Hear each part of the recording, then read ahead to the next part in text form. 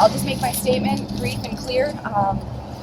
Today in a hearing with Judge Magnuson, I challenged in federal court the authority of state agencies and private businesses to deprive me of my parental 14th Amendment civil rights. My minor son has received health services, narcotic drugs, hormonal drugs, welfare, housing, food stamps, and a driver's license without my knowledge or my consent. The school district is also treating my son as an adult.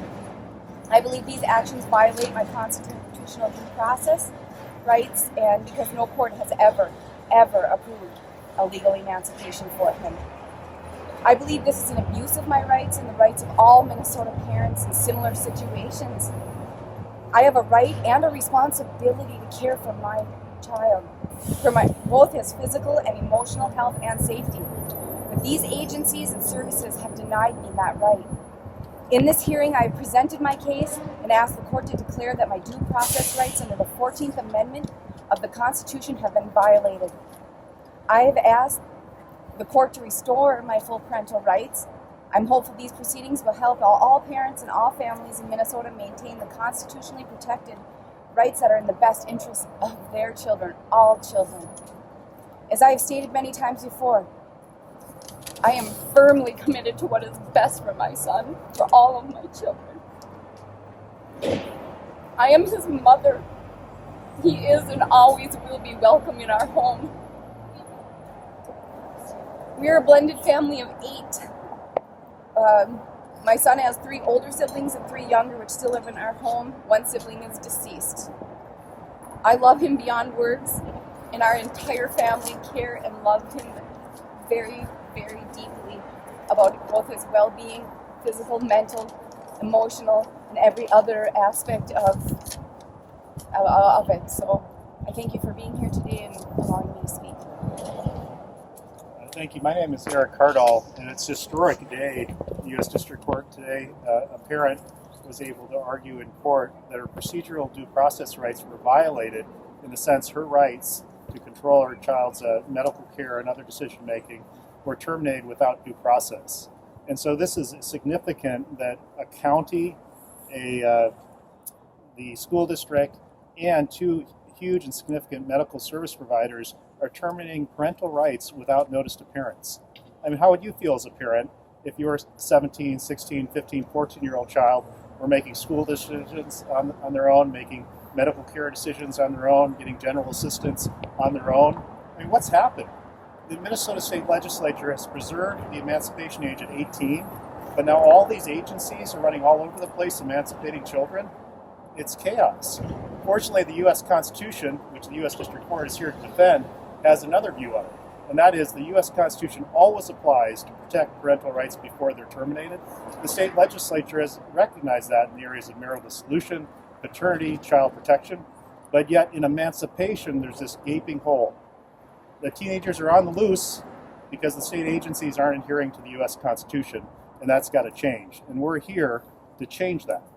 Now, for Anmarie and her child, this is a tragic case, and we never wanted it to get to this point. But the procedural due process claim is based on the idea that when these state agencies terminate parental rights without notice, the state court doesn't have a process to challenge that. There's no statute, no common law cause of action. So when the state court doesn't provide a remedy for a violation of a federal right, then you have to come to federal court. So we're here in federal court not because we want to be, it's because we have to be. And here, the state agencies, the county, the school district, these 2 medical agencies are so clearly violating parental rights, and they just don't care. I mean, it's not like when I do this research and I go down all these tunnels and labyrinths and I find the law that it's private and hidden. It's public.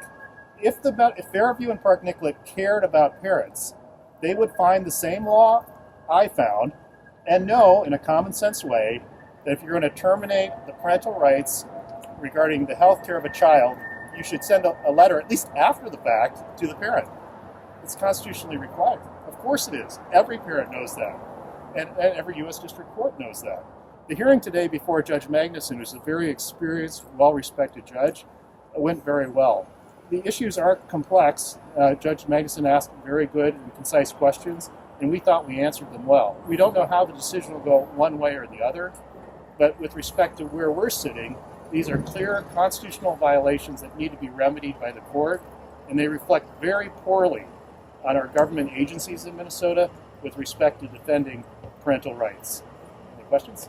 If the judge does decide in your favor, what happens exactly? Well, it's a huge decision. It'll have reverberations through the whole system. Basically, what it is a rejection of these elite institutions, the county, the school district, and the medical care providers in their narrow interpretation of the Constitution. And all the medical care providers in the state and the others will have to review their policies, and then they'll hopefully adopt policies where if they grant a teenager the right to make all these decisions, that they send a letter to the parent saying, well, you can contest this, but this is what we've done.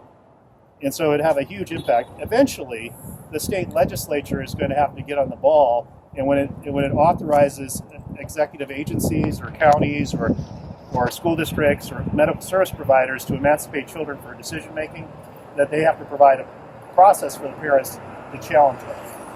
You said in court that your client is not opposed to a sex change in this situation? She's opposed to sex change surgery generally, but with respect to her child, she just wants to have a part of that process, and they would make that decision jointly. So in entering that discussion, she would have an open mind. It's very difficult with the gender dysphoria. It's a psychological condition, and the only thing we can be assured of is that Anmarie's involvement in her child's process would make for a better decision-making process. After all, if there's no parent involved, who's making the decision with the child?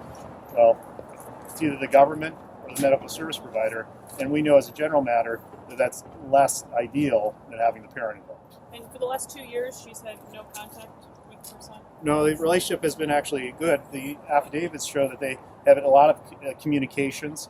When E moved out with the father, it was with the consent of Anmarie, and they continue to communicate, go on vacations together. There's some financial support and so forth, but there are these areas of disagreement, quite typical of parent-teenager relationships. But what was strange here was with this letter of emancipation put out by the legal aid clinic, that all the state agencies just said, no parental rights. And that meant that she couldn't get any information about her child. She would get the information from the child because they would talk even daily about things. But it wasn't the same because the power relationship changed. And any parent of a teenager would know that that's a significant thing. In fact, Anmarie shared that in some of the conversations, she's told her son that he's getting bad legal advice. And his response kind of jokingly is, well, I've been winning. So that's the sort of sophistication teenagers have. But we've decided they're not mature enough in Minnesota until they're 18 to be free of sort of parental control. And so how do we terminate parental rights prior to the minor child becoming 18? And we have to do it with process. It's another debate whether we should lower the emancipation age to 17 or 16. Set that aside. This case is about when we authorize someone to make the decision whether one minor is exempt from the emancipation age of 18, what kind of process is there? And it just can't be the school district, the medical service providers, and the county saying emancipated without even telling the parent. It's just wrong. And it speaks poorly for us as a people that our government is doing this so badly. And so what we need to do is start here, get this decision, work with the state legislature, mandate better processes, and then mostly tell Park Nicollet and Fairview that they can't do this to parents. We've gotten phone calls from parents who get the bill, but they don't know what the minor child has gotten for medical services. Well, what kind of a system is that? We need a system that's fair to the parents and it's fair to the child, and we've gone way overboard on being conducive to the child emancipating and terminating the parental rights. What happens when the child turns 18? What's the next step there? Right, in Minnesota, when a child turns 18, they get the full panoply of parental adult rights, so completely emancipated. So at 18, they're an adult. And so this is a great question because, well, okay, if the state legislature reduced the emancipation age to 17, then we wouldn't have a case because he'd have all those rights. So when the state legislature makes these exceptions on a case-by-case basis and authorizes someone else to make the decision, then we need to have all the notice rights and opportunity to be heard for the parents. But we know this because in the marital dissolution, paternity, and in the child protection areas, we already have that. There are paragraphs and pages of due process rights for parents. Parents are given once, twice, 3 times notice, opportunities to be heard before the rights are terminated. But here for Ms. Calgaro, she got none of the notice that a parent would receive in those different proceedings because it was emancipation. And so how does that work? Well, it doesn't work because we have a U.S. Constitution that protects those fundamental rights from termination without due process. And so Minnesota gets an A+ in the areas of marital dissolution, paternity and child protection, on protecting parental rights and the notice to be heard and so forth. But in the emancipation area, it fails, and it fails miserably. And this is happening all over the state. And what's most disconcerting for us is you have these medical service providers in counties and school districts in on it. Well, these are our agencies. These are our clinics. Why would they be so inattentive to parental rights? And that's a question we have to ask about ourselves. And so this case is just the beginning of a reform in the emancipation area. And Child Protection League is here, and they're working with Representative Glenn Gruenhagen and some state senators, and they're going to put together some remedial legislation. Hopefully they'll restore the balance so that we have parents getting notice and opportunity to be heard before these agencies terminate the parental rights. Do you feel that the judge talked a lot about the connection and the relationship between the parent and the child. Do you feel that, does Ms. Calgaro fear that by going through the courts and doing this process that it's going to push her child further away from her and that she's not going to have the opportunity once a child is 18 to repair that? Yes, and that's a complex decision made by Anmarie as part of the process. And that was part of the reason why I was in the courtroom and I publicly apologized to Anmarie, because the nature of procedural due process arguments are very technical and very legal. And so I turned this parent-child relationship into sort of a legal thing. And it's unfortunate, but I apologized. And the point is that we're right and the government's wrong. And the only way you hold the government accountable, particularly with government attorneys who are willing to disassemble constitutional rights, disassemble state statutes, and disassemble common law, as we saw in the court today, is to be very precise and legally precise. So you can't let the government escape. You've got them in a legal corner here, because that U.S. Constitution says that parental rights are fundamental rights that can't be terminated without due process. And they came into the courtroom and said everything but that. And they, in this case, when we filed it, they came to it. They came right to it. They said, we are not going to give her notice even after the fact. So we decided you didn't have parental rights in this subject area, and we're not going to give you notice even after we took it. So I expected some sort of after-the-fact process, but no, they stuck to their guns. You would think that there aren't parents and children in Minnesota, that we're all just sort of persons.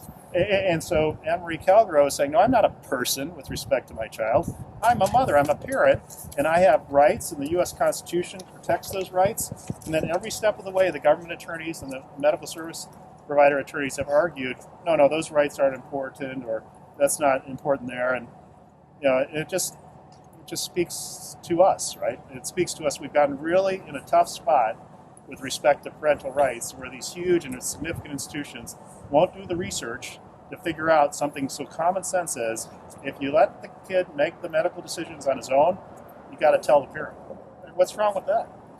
And just to be clear, everybody the three agencies decided that he was emancipated based on this letter from Legal Aid that the judge in there kind of seemed to indicate didn't have any legal weight at all. Am I right? That's right. The Midwest Legal Aid Clinic was involved in this and gave the initial legal advice to the minor child. And remember, under Minnesota law, a minor child can't even contract for legal services, can't file a lawsuit, can't do any of those things. But anyway, he got all this free legal advice, and the one document said, you're emancipated. And then all these state agencies and medical service providers made similar decisions. He's emancipated. So you look at it all together, and he's emancipated, yet the Minnesota judicial website says if a teenager wants to become emancipated, they file a petition for emancipation, and the court determines on a case-by-case basis whether the child's emancipated. And the court has the power to make that emancipation decision full, partial, temporary, or conditional in the best interest of the child. And we're so accustomed to this because of the court serves the same role in the marital dissolution, paternity, and child protection areas. And so we trust judges to do that. I mean, you might have a view on judges, but one thing is, people, we trust judges to make that decision in the best interest of the child. You know what happens often? The child acts as sort of a parent. And that's why I think when I read those opinions, I said, well, that's really cute. So the court has the power to give the adult rights to the teenager, but conditionally. Fantastic, that's parenting, right? And do you think the medical service providers here, Particulate and Fairview, have that same sensitivity a judge would have? Does the county have that same sensitivity? No, they don't even give notice to the parents. So when you look at this as we are, and that is you put the government action under a microscope, you would say that these agencies don't care about the parent-child relationship. And that's a travesty. I mean, Is it the state or the county that's actually paying for the medical services? the state through MinShare is paying for that. The county is providing general assistance, so it's all kind of connected. And I do want to mention that too, that the county is relying on a statute that says general assistance shall be provided to a minor child who's been legally emancipated. So for us, legally emancipated would mean a court order. But the county's saying, no, we don't need a court order because we make legal decisions and we'll just do it. Well, if they're going to take that on themselves, then they have to provide the due process that would be afforded in a court proceeding, and they don't do that either. So they get the statute wrong, and then they administer the statute according to their incorrect interpretation. They don't provide the notice to the parent before terminating the rights. So it's a double wrong. And one more question. The defense in there said that Anmarie had not contacted the school district about his grades or being involved. Do you want to speak to that? I can speak to it. The issue there is that she got the Jupiter grades or whatever it's called, notice that she wasn't going to get information on the minor child, the grades, and then she went to the office and she was told the reason was he was emancipated. And they're kind of saying, well, you didn't ask specifically for the information, but she did. She asked for everything.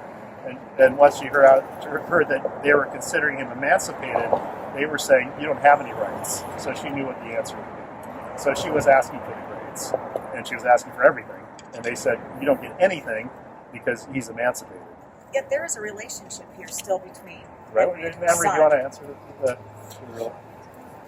if you want to answer. What's the question? So there is it sounds like there's a fairly decent relationship between you and your son still. Can I speak on how the attorneys advised him? Sure. Okay. Just the attorneys have advised E not to communicate with the mother. We The think entire that's insensitive in a name, but Anmarie has her own.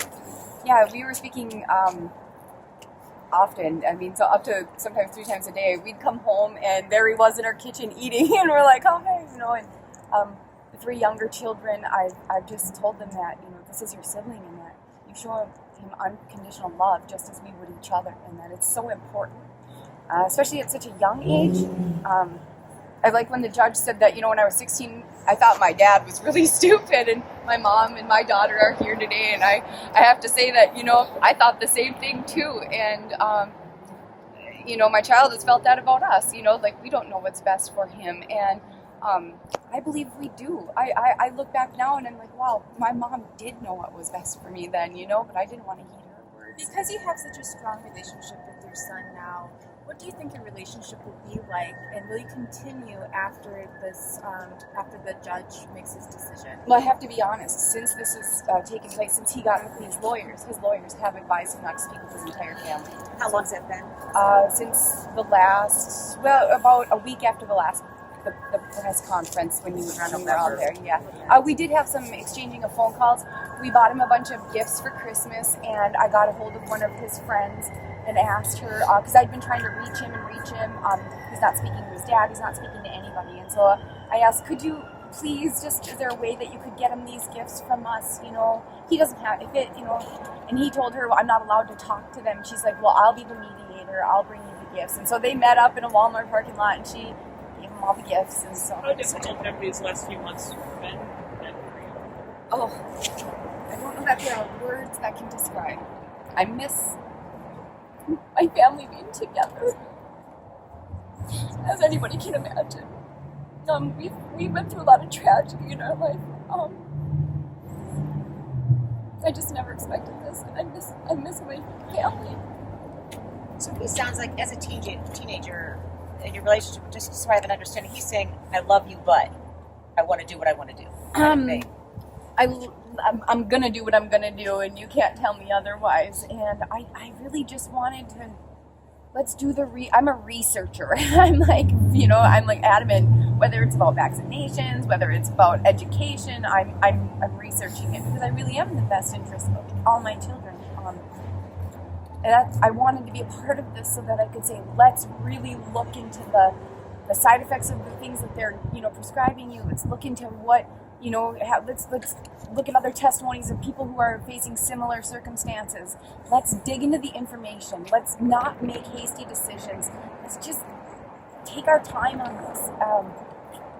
There's a lot of statistics out there. But I'll say that the one that never gets put out there is that, and it's in the 80th percentile for children who go through gender identity confusion, or however you want to. I'm sorry for not being politically correct, but that if they make it through puberty and into adult life, they come out just fine, most of them. I mean, and I'm not pushing. I just wanted him to give it time. Let's talk about this. Let's research, and let's not make hasty decisions. I think any parent would want that for their children. So. I think I just want to mention one thing that. Because I was involved in a pre-litigation process, and that I don't think any of this lack of communication would have occurred if there had been a good process. So if E, the minor child, had petitioned in state court, and Anmarie had gotten notice, and then there had been this process, and then the court had made its emancipation decision, they would still be communicating. So the issue here is, why wouldn't we have a good process in Minnesota where both the child and the parent understand what's going to happen with respect to emancipation, full notice and opportunity to be heard? And we do this in all these other subject areas, and here we don't. And so, Anmarie's kind of like a legal orphan here. She's a parent, but she has no rights. And we are all accustomed to parents having rights. We even assume that parents have, it's like the air we breathe. We assume parents have rights that can't be terminated without notice. But here we have a legal orphan because no one's protecting her rights, not the state legislature, not the county, not the school district, not the medical service providers. And I've gone that next step in saying, why are they so inattentive to parental rights? What does it say about these organizations that they simply don't care about a mother's relationship to a child to send a letter saying we made this decision, provide an opportunity to come in and talk to us about it, and maybe we'll change our mind. So thank you so much. Judge Magnuson seemed to really not want this case in his courtroom. He just seemed to imply it over and over again. There should have been couldn't there be another process? There is, the standing issue.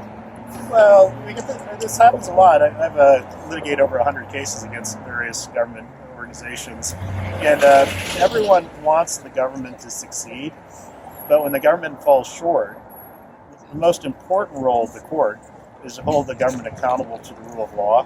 I can't think of anything more important. Now, someone will tell me, Eric, it's putting criminals in jail. No. The most important role of the court is to make sure that our very powerful government follows the law.